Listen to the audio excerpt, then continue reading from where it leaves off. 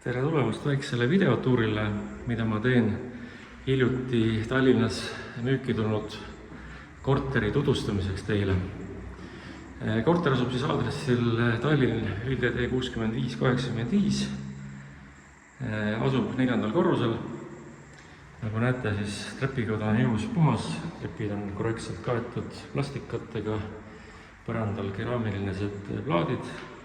Ja võin öelda, et peale 2-kuulist kogemust naabrid siin on tõeliselt rahulikud ja meeldivad inimesed, nii et ootavad endale juba uut naabrit. Aga lähme sisse. Ukse avanedes jõuame loomulikult kohe esikusse. Korteri üldpind on 47 ruutmeetrit ja korter on värskelt remonditud, viimistletud heledates toonides. Kõik torustikud on trepikojas vahetud, nii kanalisatsiooni kui veetorustikud. Veemõõtjad, mida just nägite, on kaugloetavad.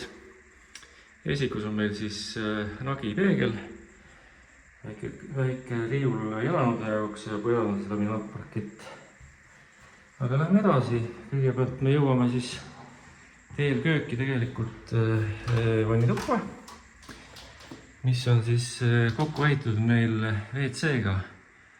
On paigaldatud verivärske dušikabiin, on kena sanitaartehnika peegel, pesumasin ja keraamilised plaadid katavad siis nii seinu kui põrandat.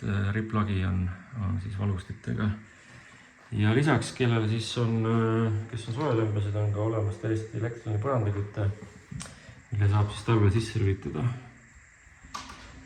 Piilume siis kööki ka, et köögipõranda on meil PVC kattega. Köögi selliseks pärliks on vastu valminud eritellimusel mööbel, kus on siis kaasaegne keraamiline pliit, elektriline nahi, uus valamu. Siin on meil ka ilusti ventilaator, külmkapp. Sahtlid käivad loomulikult vaikselt kinni, nagu ikka tänapäeval. Üleval on meil piisavalt kapiruumi, on ka väike laud paari tooliga ja muidugi köögist avaneb vaade on võib-olla üks peamisi väärtusi, et siit keegi sisse teile ei vaata.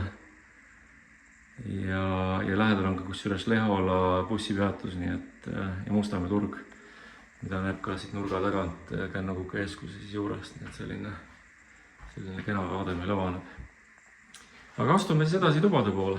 Korteril on siis 3 tuba, kõigepealt jõuame elutuppa, kus siis lähevad edasi uksed 2 magamistuppa. Nüüd selline tavaline tüüpplaneering, mis on selle korteri kõige suurem väärtus, ongi põrand, mis on tubades, mis on tegelikult siis naturaalne tamme laudparkett.